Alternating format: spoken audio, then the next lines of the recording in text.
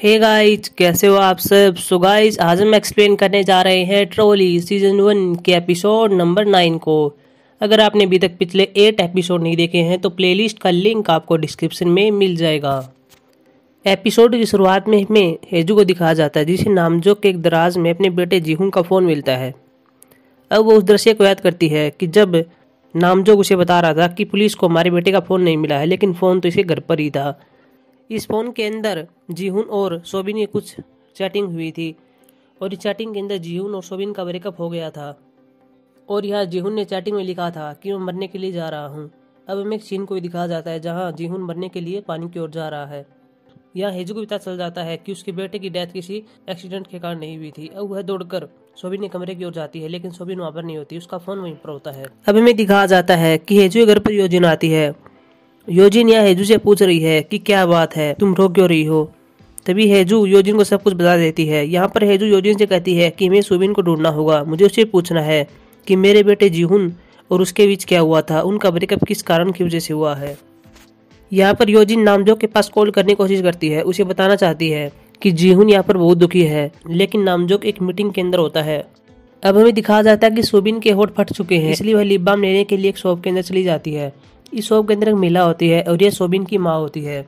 सोबिन यहाँ अपनी माँ को डांट रही थी। वो उससे कह रही थी कि मैंने आपको बताया था कि मैं गर्भवती हूँ, लेकिन फिर भी आपने मेरे पास कॉल नहीं किया। अब हमें एक सीन को दिखाया जाता है जहाँ सोबिन इस शॉप के अंदर आई हुई है और वह अपनी माँ से कह रही होती है कि मैं गर्भवती हूँ। इसकी माँ पूछती है कि पिता कौन है, लेकिन यहाँ पर सोबिन कुछ नहीं बताती। वह कहती कि मैं जानती हूँ कौन है, लेकिन माँ आपको बताना नहीं चाहती।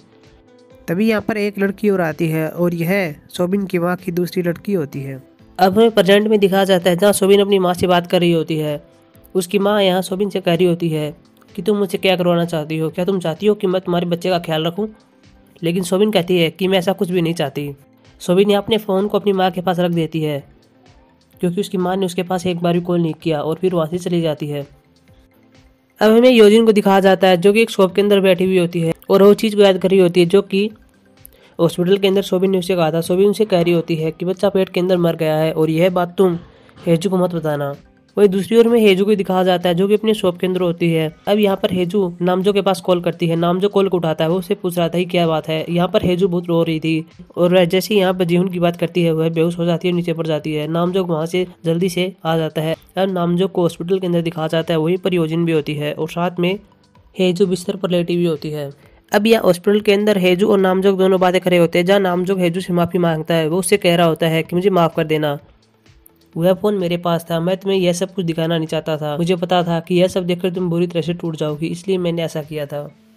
अब हमें सोबिन को दिखाया जाता है जो कि किसी दूसरी जगह पर आकर सो जाती है।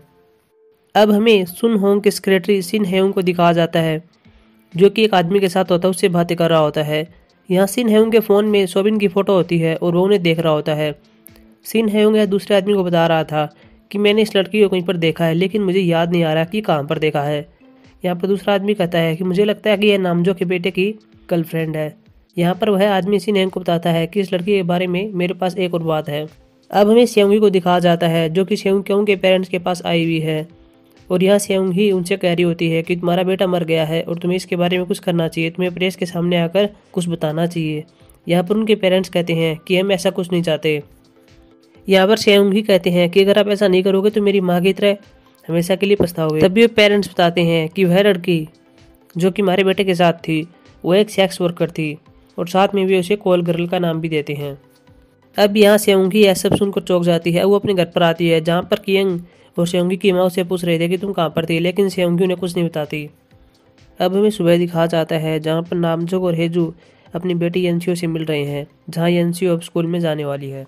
वहीं दूसरी ओर में सोबिन को दिखाया जाता है जो कि सोकर उठ जाती है। तभी वो देखती है उसका फ़ोन वहाँ पर नहीं है। उसे याद आता है कि उसने अपना फ़ोन तो अपनी माँ के पास रख दिया था।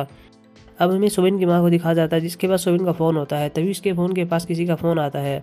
अब सोबिन की माँ सोबिन के फ़ोन को उठाती है और उसके फ़ोन में एक लड़का बोल रहा था। वह कहता है कि मैं सोबिन का बॉयफ्रेंड हूँ।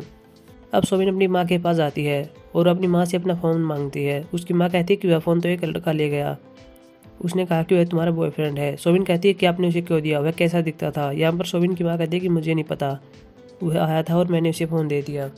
दूसरी ओर में सेउंगी को भी दिखाया जाता है जिसके हाथ में अपना फ़ोन होता है। वो अपने फ़ोन में एक पोस्ट को शेयर करने वाली है और यह पोस्ट वही होती है कि वह लड़की एक सेक्स वर्कर थी, लेकिन शायद वह यह पोस्ट करती नहीं है। दूसरी ओर में नामजोग और उसके वर्कर को दिखाया जाता है, जिन्हें पता चल जाता है कि एक आर्टिकल पब्लिश हुआ है और उसके अकॉर्डिंग वह लड़की एक कॉल गर्ल है, यानी कि वह लड़की एक सेक्स वर्कर थी। और इस न्यूज़ को देखकर यहाँ पर नामजोग बहुत ज़्यादा दुखी हो जाता है। वो अपने लोगों पर चिल्ला रहा होता है कि तुमने इस बात का ध्यान क्यों नहीं दिया। वही दूसरी ओर में हेजू को दिखाया जाता है, जिसके पास अपने बेटे जीहुन का फ़ोन होता है। वह जीहुन के फ़ोन में कुछ फ़ोटो देख रही होती है, जिनमें कुछ फ़ोटो सोबिन की भी होती हैं।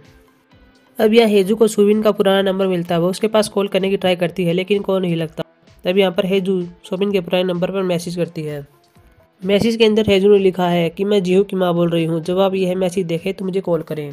दूसरी ओर हमें सेयोंगी और कियंग को दिखाया जाता है, जो कि एक डेट पर आए हुए हैं। तभी सेयोंगी के पास सेयोंग्क्याओ के पेरेंट्स का फ़ोन आता है और यहाँ सेयोंग्क्याओ का पिता सेयोंगी पर चिल्ला रहा होता है। वो उससे कह रहा होता है कि एक आर्टिकल पब्लिश हुआ है जिसमें उस लड़की को सेक्स वर्कर बताया गया है और यह सब तुमने किया है। यहाँ पर सेयोंगी कहती है कि यह सब मैंने नहीं किया है। यहाँ पर सेयोंगी के पिता कहते हैं कि यह खबर मैंने तुम्हें दी थी और किसी को नहीं पता था, लेकिन तुमने इसे फैला दिया। वह कह रहे हैं कि मैं तुम पर केस करने वाला हूँ। दूसरी ओर हमें सुन होंग को दिखाया जाता है, साथ में उसका सेक्रेटरी सिन होंग भी होता है। यहाँ पर सुन होंग अपने सेक्रेटरी पर बहुत ज़्यादा खुश होता है। वो उसे शाबाशी दे रहा होता है, लेकिन सेक्स वर्कर वाली पोस्ट इन्होंने नहीं की है, क्योंकि बाद में इनके पास फ़ोन आता है कि एक पोस्ट वायरल हुई है और यह सेक्स वर्कर के बारे में है। तभी यहाँ पर सिन होंग उस दृश्य को याद करता है कि जब एक आदमी के साथ था और वह आदमी उसे एक लड़की के बारे में बताने वाला था। वह आदमी यहाँ सिन होंग को बता रहा है कि वह एक लड़की कॉल गर्ल थी और तुम उसका इस्तेमाल करते थे। वह साथ में कहता है कि सेयोंग्क्याओ भी उस लड़की के पास जाता था, लेकिन नामजोग के पास सेयोंग्क्याओ और कॉल गर्ल की एक वीडियो थी, जिससे उसने सेयोंग्क्याओ को ब्लैकमेल किया और बाद में सेयोंग्क्याओ ने खुद को मार लिया था। और इसी बात पर सुन होंग यहाँ सिन होंग को शाबाशी दे रहा है। वो उसे कह रहा होता है कि अब हम नामजोग को ब्लैकमेल करेंगे, तुम उसके पास जाओ और एक मीटिंग की व्यवस्था करो। अब हमें यूनसियो को दिखाया जाता है, जो कि एक शॉप के अंदर होती है। साथ में उसकी दोस्त भी होती है। उसकी दोस्त यहाँ पर यूनसियो को पोस्ट दिखाती है, जो कि अभी वायरल हुई है।